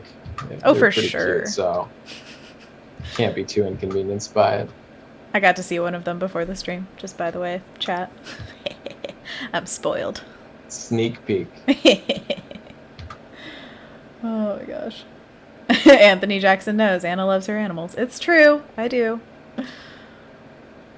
But it's, it's part of life. Do you ever do creature renderings along with your characters? I do. I love doing creature design. Honestly, just haven't done a lot of it lately. I haven't found a ton of time, but I really would like to do some more creatures. And with this personal project that I'm kind of working on the side, there's definitely going to be a lot of that, because we're trying to make this whole world, and filling it full of creatures is going to be a huge part of the fun. Oh, now we're talking about cats in the chat. Chad Rolfs says, or occasionally with Sam, it's, quote, when cats attack. Have you had a history of attacking kitties? I think it's been a while. We had these fosters, and we oftentimes when we're fostering cats, we keep them in the office here. And I do remember, I forget what it was. I think Chad was there. There was it was caught on the stream, but one of them ran up on my chair, did something pretty crazy. I honestly kind of forget. Manic cat activity where they're just like, I'm gonna go do that. Definitely happened. Oh, I love it. Oh, and good for you fostering cats. That's so lovely. Yeah, it's fun. Apparently I was just asking my girlfriend, she said we've fostered it's been 40 or 50 apparently over the years. It sounds insane to me. Somehow it's a realistic, or that's an actual number, but well, how many years ballpark? I think it's been like 3. Okay, maybe? that's a lot. Yeah, that's pretty in and out. I Kind of think it's through and through. because we've had like groups of kittens, where mom and cat will Gotcha. have this whole litter and we'll foster them all until they get adopted. So I think that definitely pumps up the Wow, numbers. that's amazing. Like, good on you. Kittens take an extra amount of like patience and care, in my opinion. So, good on you for doing a whole bundle of them. Yeah, they're super fun though. Oh, for They sure. can be messy. They can be very messy, but they're fun. For sure. I'm trying to talk my partner James into fostering, but we'll see. We'll see. Someday. When we definitely have a bigger apartment. Right now, it's Yeah, not doable. yeah, I totally understand that. Wade We says, have this. creatures! Yeah, I want to do some more. I feel like I've been having that itch lately. I Oh, want to do more yeah. creature work. Let's For get this sure. beard in. It's weird that his skin's kind of roughed in, It's but a flat beard. no beard. He could have like a shoulder bunny or cat or kitten or something. I don't know. Oh, that'd be cute. Just throw it in there. Oh, yeah, we demanded as the chat, as always. The Oh, tough thing, oh, sorry. Go on. I was just gonna say, the tough thing with white beards for me is always like, what colors and shadows do I use? For Like, sure. White you is can always go, tough. you can do like a warm shadow because sometimes you'll see these like more yellow, reddish tones in white materials. Sometimes you'll see blue. So you Are just you gotta going pick for one and like go for it. snowy white or dirty snowy white? Yeah. I totally feel that. I've had probably the most struggles with white in the past, but when it reads, it really works. And I think Hmm. your value breakups made it very much like it works pretty easily here because you had that like breakdown of the dark against the light already. Yeah. And I see that when you're laying in shadows, you're basically sticking to those values very much. Where, like we were talking about earlier with a sphere, if you're doing a shadow on a light beard like this, you don't want to go too dark because then it breaks up the value breaks. If that makes sense. Yeah, it like looks too unrealistic. Mm-hmm. There's definitely some rules to like how dark, certain things will go. Um, but just making sure it looks kind of realistic. Like you have that good 3D dimensional read in your values, but not making it look like it goes unrealistically dark. Like Mm-hmm. you're not going to usually see black or anything in someone's white beard unless they're in a very dark environment. For sure. Have you ever grown a beard? If I could, I would, but alas, I am not Just follically no. gifted in that region of my Gotcha. head. Would you have a beard like this if you could? Oh, absolutely. I would be looking like this right now if I was able to. I mean, same. Absolutely. I would be painting like 40% of the time, but the rest of it I'd just be twisting my mustache in a villainous manner. What I love is that he's a warrior out like on the field of battle in my imagination, and he's taken the time this morning to really like put some gel or something hardcore in that mustache because if Yeah. he didn't, it would just be like whoop. Priorities. Yeah. Obviously, gotta He's look committed. right. It's the fun of costuming, you know? By the way, I believe that was it Wade? Oh, I lost it. It was somewhere in here. He said that it was a reference that only you would get. And I lost Wait, it. what was it? It Oh, was in the chat and it disappeared. Oh, I don't know where it went. Wade, can you reiterate whatever that inside joke was? I'm so sorry I missed it. Oh, and Fairy says, I think this is my second online school. Oh, we love that. We want to be an online school for you, you know? Offer all that information. And Julio says, Sam, the character looks like a Spanish conqueror from another planet. yeah, I saw that comment. It's good. Love it. It does kind of look like this crazy mashup of like alien world versus like Spanish conqueror. Yeah, like it conquistador landed and then influence. it just gotta become the conquering army. Maybe this is like an alternate dimension if humans were aliens or something. Oh, Wade says Cheech, and apparently it's one of your fosters that he misses. Aww. Oh, Cheeto. Yeah. Wade always comes in with the Cheeto Oh, battle cry. Cheeto. That's an O, not C. Cheeto. Yeah, Cheeto was this. Oh my God, he was like we've had, like I said, a bunch of Fosters, but he was just this one that was too cute. It was too much. I mean, with a name like Cheeto, that's so cute. I love He's just naming this cats. fluffy orange boy. Oh, little ginger kitty. I love naming animals after food. I just think that's the cutest thing in the world. We always thought it's pretty funny when like cats have a name like Kevin or something, like a human name. That's always what does it for me. Do you watch The Office? I'm guessing with Peterson. Yeah. Yeah, so like Kevin with dropping his chili. That kind of Yeah, Kevin yeah. I'm imagining. Why use lots of words when few words do good job or something? That was like a butcher quote of what he said. I know exactly what you're talking Yeah. about. That was one of those shows we were thinking about, like, we got to rewatch that soon. Definitely. It's a constant rewatch around here. And Parks and Rec, 30 Rock, all those classic Thursday night shows that I watched on cable when they first came out. Oh, man. So good. Natasha says, love the chonky orange cats. Hee hee hee. Yeah. All right, so we're getting around the time that we're going to talk about the daily creative challenges. So whenever you're comfortable, we can switch over. But I want you to always finish your flow when drawing, obviously. All right. Well, we'll do this last little bit of hair on the top of his head, or this like helmet hair. Is that like the last part that needs shadow? I think we've kind of touched most of them, but there's probably some that still haven't gotten it yet. But if I have time, I can always post this on my Instagram. For sure. Afterwards, and if you guys want to see more, I have like 1 million characters on my plate, so he's probably gonna have to take a seat. But he's a fun character. I'd like to finish him. He's absolutely beautiful, so I hope that you finish him at some point. But totally understand that other work takes priority. I always have like 15,000 things I'm trying to do at once. I mean, don't we all? Just too much. But yeah, I think this is a good spot. None of it's finished or anything like that, but you can see the very, very rough block in of everything. Oh, it looks so finished, Sam. I don't know what you're talking about. Like, he's so far along. Like, I understand if you zoom in, but zoomed out, he looks so done. It's because you have all those foundations.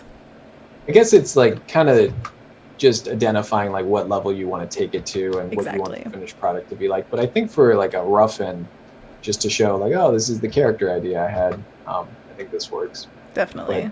But there's certain artists like I was mentioning that one artist to you previously, Piotr Jablonski, I believe is how you pronounce his name. So great, that name. He has this like really cool just style and level of finish that I've been trying to hit more of that. So it just depends where I want to go with this guy. But I think for today, it's a good spot with him. Well, we have a little bit of time after the DCCs as well, so we can do a little bit of touch-ups or whatever you feel is necessary. Sounds good. All right. Yeah. DCC time then? Yes, indeed. Let's drag it on over. And perfect.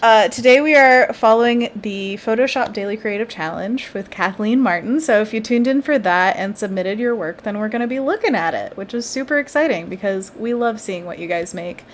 And we can't wait to, we'll see what we have. But if there's any like constructive criticism that you're asking for, of course, then we will give it to you. Oh my gosh, I already see Spider-Man. Multiple Spider-Mans. I love it. Oh my gosh. And then a very solemn one between the Spider-Mans. It's like, Spider-Man, Goofy, American Tragedy, Spider-Man. Yeah. It's good feeling. Well, yeah. So it looks like today was the like you were saying, to transform text one, which is the first challenge since it's Tuesday. I know a lot of these are from the previous challenge. Absolutely. So this Spider-Man one was a so cute. Kind of like almost like a vector style and Photoshop sort of challenge. Oh, I love it. It's adorable. Did you want to specifically look for the ones from today, or should we just go? We'll just go. Yeah, all of them? Let's go chronologically and just check them out because we never know. And also reload just to make sure that you have the most up to date everything that's been, whatever you call it, submitted. That's the word. And also, I love seeing what people made over all the daily creative challenges. So it really doesn't matter what we're looking at. It's much more like seeing what the creatives we have on the Discord are making. Yeah, for sure. Oh, so These are cute. great. There's some good Ooh, stuff yeah, we got here. tons of type going on.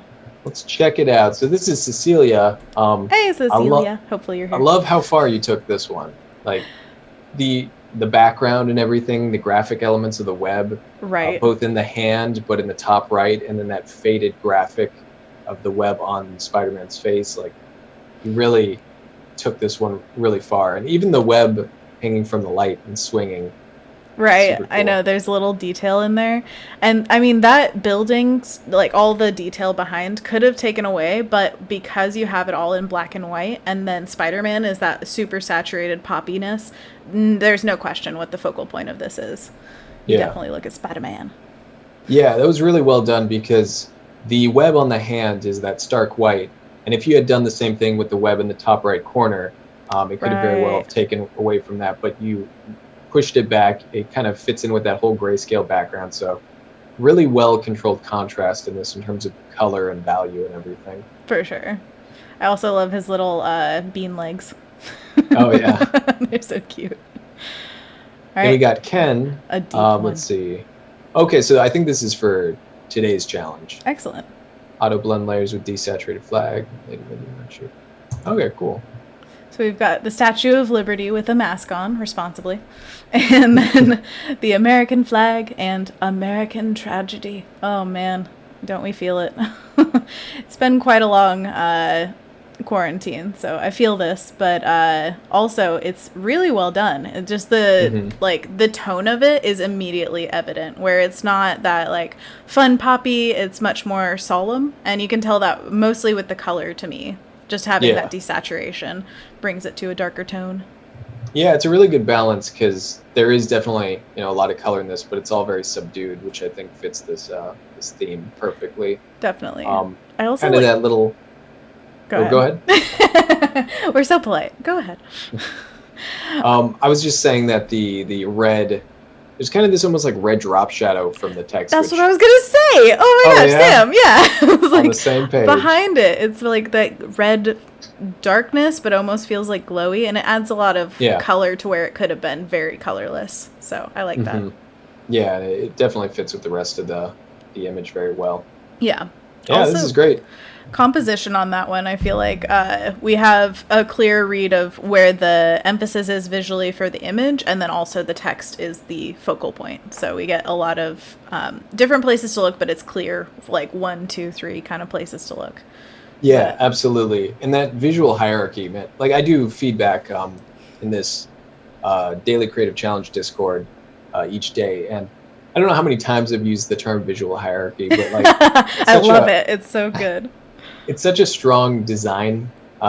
If you get that sense of design in all your work, having that primary, secondary, tertiary read, it gives everything a really nice balance and composition. I think both this and the previous challenge do that really well. You know where to look first, and then it just gives everything a nice balance without being too busy.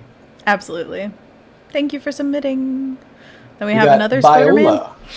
Yeah, more Spider-Mans. It looks like it could be the earlier version of that same piece because they've got the buildings in the background. The same. Is it the same pose? I think so. No, the other one I think was Cecilia. That's what you mean. Oh my gosh, is it a different? Did they both do Spider-Man the same way? Oh yeah, the provided file was like a Spider-Man sketch. Gotcha. Okay. And Jesus did it, and everyone did kind of a sort of like vector style over it, but people mixed it up a lot with the accessories in the background and all this different stuff. Gotcha. I feel bad not knowing exactly what the DCC was, but that was when we were setting up for our stream, so I was like, I can't watch it, darn it. But yes, this is awesome. Love seeing another take on Spider-Man then. Oh. Yeah, and the same thing as the other one, like the contrast with the background works really well because it's this monochromatic, subdued color background, and the saturation of Spider-Man really pops well from that. Same thing with the line. like the darkness of it is very light compared to the Spider-Man lines. For sure. I love the addition of the birds too. It's so funny because the two that I was talking about, Cecilia's and this one, I feel like they did the night and day take. That's where it feels like they're kind of companion pieces, because this one feels very like it is the exact same kind of idea with the monotone background, but it feels much brighter in daytime because of that, the color choice, of course. And then the birds make it just feel like, oh yeah, that's like pigeons in the city. You put it in a time and a place. Yeah, nice job. A Definitely. little laser. Like that too. Haikus confuse me too often. They don't make sense. Hand me the pliers. Wow. Love the random. That's just, Perfect. what the heck. Oh, so good. And we've got an image behind it. Oh, cool. Yeah, I like the kind of subdued background too. It works really well. It's like just soft enough compared to the text that it doesn't distract or anything. Yeah. It's so funny, but the black line with the text almost calls back to memory like the censor bar, and it's going right over her mouth. Oh, yeah. So I was like, oh, often they don't make sense. Interesting. Is there a hidden secondary meaning? Yeah, it kind of looks like that. It's almost like the juxtaposition between the background with like the pastels and the whites, and then the text is like that really blocky black, and then it has that black bar. It's interesting. Very dramatic. For sure. Yeah, it's funny how sometimes design elements like that have that sort of subconscious like feeling almost. For sure. With that kind of placement. But yeah, this is cool. I think the text in the middle with the black block behind it works well to break up the three lines. I think it could have been a little bit too monotonous or too repetitive the other way, but this gives everything a nice balance. Definitely. And in the chat, we've got awesome haiku, which is so silly. Like, I don't know where you came up with this haiku, but it's great. Yeah, it looks good. That was Tamara Maria. Nice. Tamara. Good job. And then we got Fairy up next. Hey, Fairy, we've been seeing you in the chat. Sweet. So this is the zine cover for Personal Portfolio. Ooh, very cool. Love that. They've got the CC on the back. I'm guessing this is folding like a book, so it would be like the right side is the cover, and then the left side would be the back cover. Yeah, that's kind of the impression I got. Or possibly it would be interior, so then it would be a spread like that. I don't know, but yeah. Yeah, I think that works well. I really like this kind of gradient and depth with this drop shadow on the logo over here. I think if it was a cover and this was the back, I think that would be a really nice balance. Like that looks like the cover of something, and this kind of simplified background with this strong symbol would be definitely pretty nicely. And also, if you're designing graphics for any kind of publication, it's always a really good idea to leave room for text whenever you can. Like if, say, you're doing it for a client and they wanted that to be the back cover with the CC logo, they might put like some kind of, little text, thank you or copyright or whatever below it or above it. And that's really smart to just leave that open gray area to have room for whatever they would want to add, possibly. Mm-hmm. And then the Fairy looks graphics. Good. Yeah. Nice job, Fairy. Good job, Fairy. Oh, yeah, and this is the one.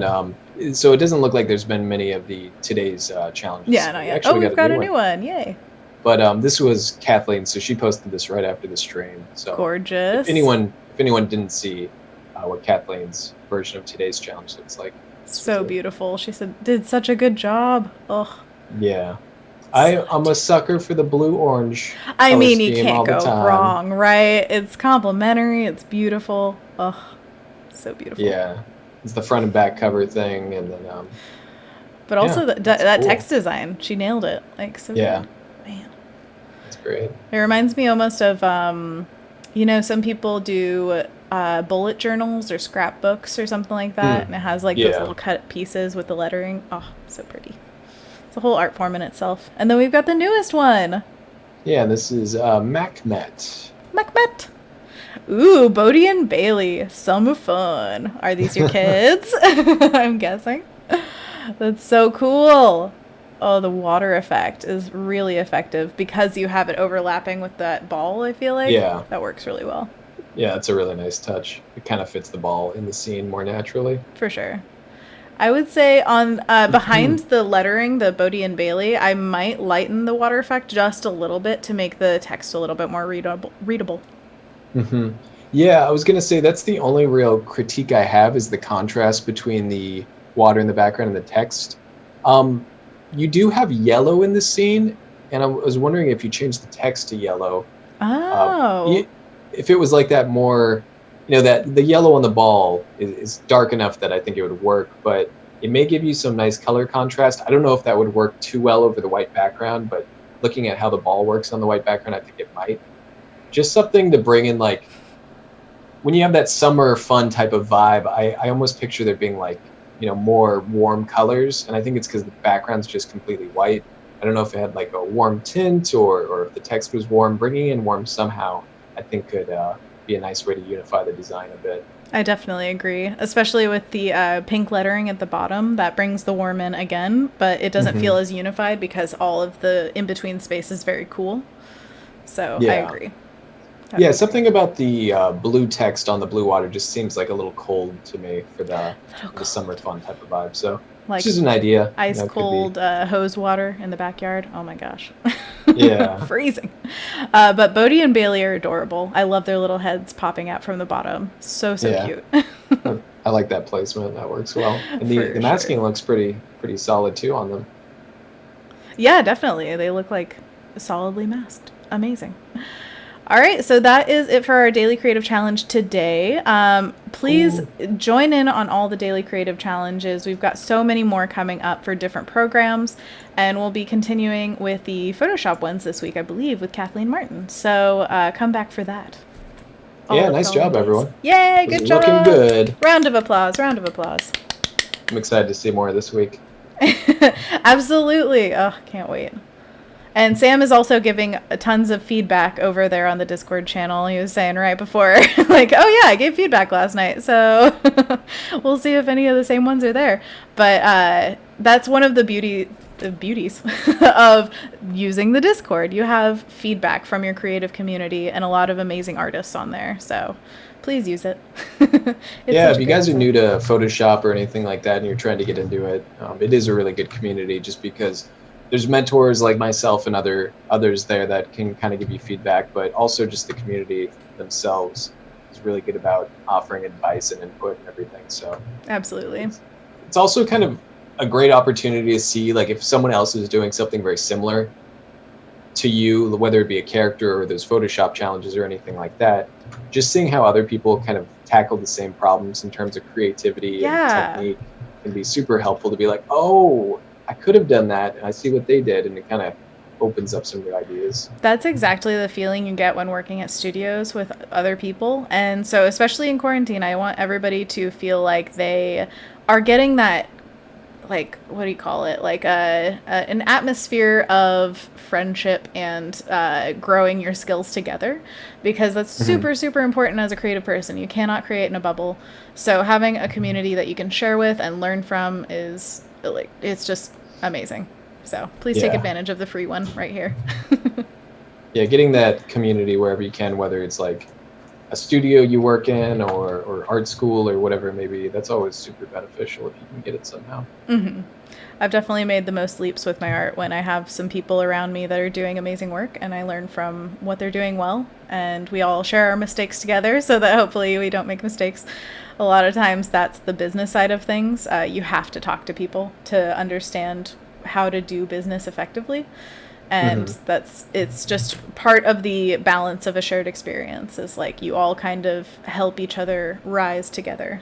And it helps also with the idea that, of comparison or competition. It's never those things. It's really not about rising above anyone else. It's about rising together, like I said. So, Discord is a great place. Yeah, we'll see you there. Yeah. And we're back on the character. Oh, once again, he looks so good every single time I see him. I'm just like, oh, wow. He's so done. I can't believe it. Oh, thanks. Oh, wait. Hopefully. Oh, Oh no, I was what? painting on the wrong layer. It happens to the best of I us. did it. How many times do I have to learn this lesson?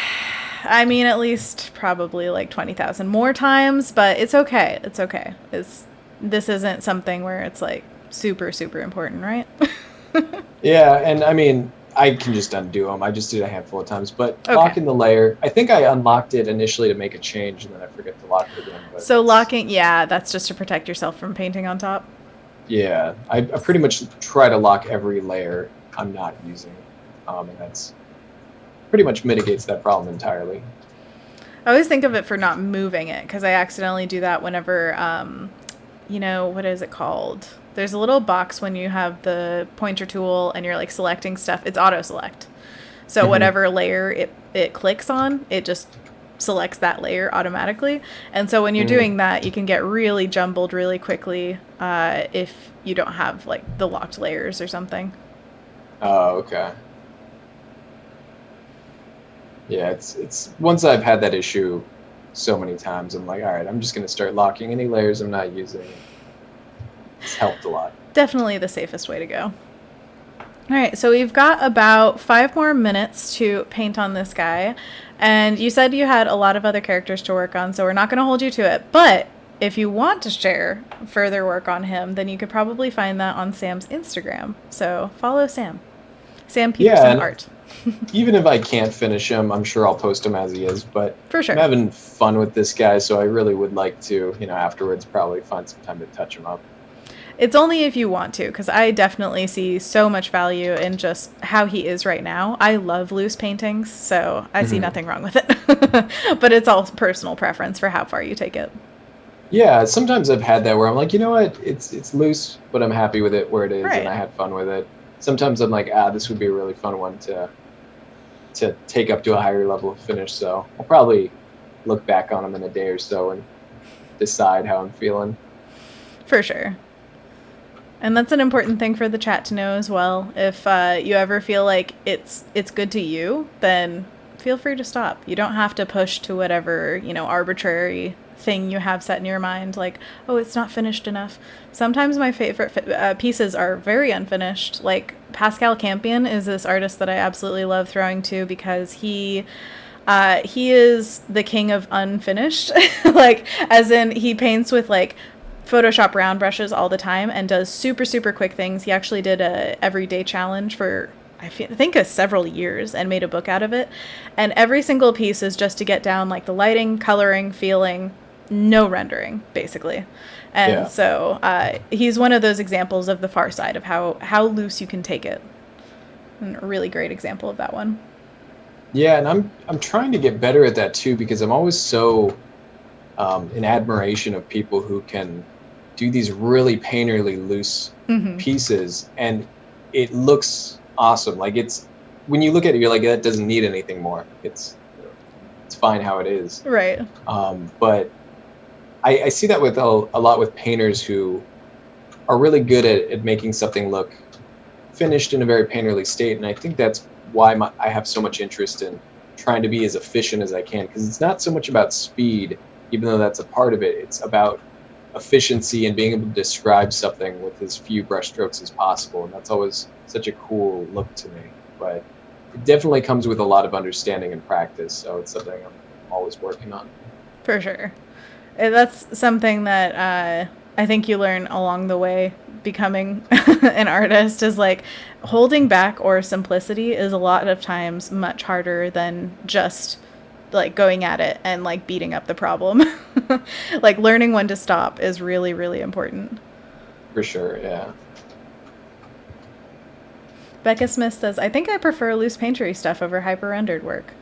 I think that it's always finding, that personal balance of like what you like, because I definitely know that certain things irk me when I don't finish them, especially like faces are usually the focal point. So it's like, oh, put the most work into that. But that is, again, all up to personal preference, and having usually the contrast of finished to loose and painterly can be a really good emphasis on both of those parts. Makes the render look more rendered, makes the painting look more painterly. Can really work together. And as the last thing I'll do, since we're out of time, I'm just gonna, actually, let's get a slightly darker background, but I'm just gonna smudge his hair with the smudge tool. I merged all these layers down into one, so I can just kind of get this softer edge. Very cool. I like to vary my edges, but when I'm working with a clipping mask, it's kind of hard to do that. So sometimes I'll merge them together, and I'll soften up some of the hair stuff a little bit. Yeah, get the edge change between that crisp to the nice and flowy. Yeah, and I'll smudge it a little bit, but then I'll take out that one brush, Paling's brush, and I'll kind of just get these like softer strokes here. Excellent. And we can call him done. Amazing work today, Sam. And yesterday. I mean, if you guys are watching this on the replays, I'm sure it's going to be a gem in the archive because this is character painting, character design, just a masterclass. It's awesome. And if you want more of this kind of content, then definitely follow Sam. And we will be not back, unfortunately. This is the last day of Adobe Live for us two, but we are going to have tons of different streams after this, so please stay tuned for our next one. Do you want to say goodbye, Sam? Yeah, guys, thanks for being here. I really appreciate you hanging out with us today and yesterday. If you guys want to keep up with me anywhere online, Twitch, Twitter, Instagram, Behance are the best places, but I'm Sam Peterson Art everywhere online. Absolutely. So follow Sam, follow Sam, follow Sam.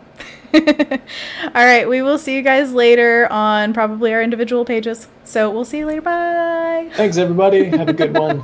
Have a great day.